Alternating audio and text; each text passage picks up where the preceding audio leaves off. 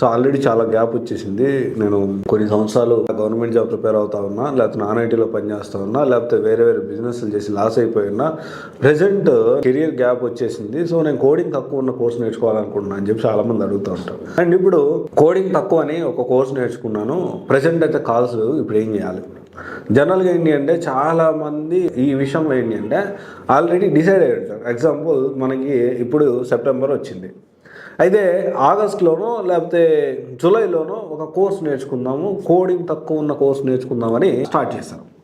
అయితే ఇక్కడ చాలా క్లారిటీగా వాళ్ళు ఆ కోర్స్ స్టార్ట్ చేసినప్పుడు కాల్స్ బాగానే ఉన్నాయి. కోర్సులు జాయిన్ అయ్యారు, జాయిన్ అయిన తర్వాత కూడా కాల్స్ ఉన్నాయి. సో వాళ్ళ ఫ్రెండ్స్కి కూడా జాబ్స్ వస్తూ ఉన్నాయి. అబ్బా మంచి కోర్స్ మనం సెలెక్ట్ చేసుకున్నాము, సో మనం ఇంకా ముందుకు తీసుకెళ్దాం, ఇంకా బాగా ప్రాక్టీస్ చేద్దాము, ఇంకా ఎక్కువ టైం ప్రాక్టీస్ చేద్దాము, రియల్ టైం ప్రాజెక్ట్స్ అవన్నీ నేర్చుకుందాము సో అని ఆలోచిస్తూ బాగా రైతు వాళ్ళు కష్టపడుతూ ఉన్నారు.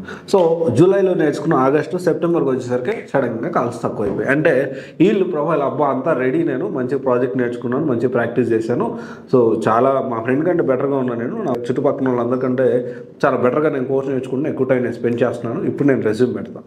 ఇప్పుడు రెజ్యూమ్ పెట్టారు, రెజ్యూమ్ పెట్టిన వెంటనే మనకు కాల్స్ అనేవి లేవు. సో ఇప్పుడు చాలామంది తెలియని ఒక డిప్రెషన్లో వెళ్ళేదానికి ఛాన్సెస్ ఉన్నాయి.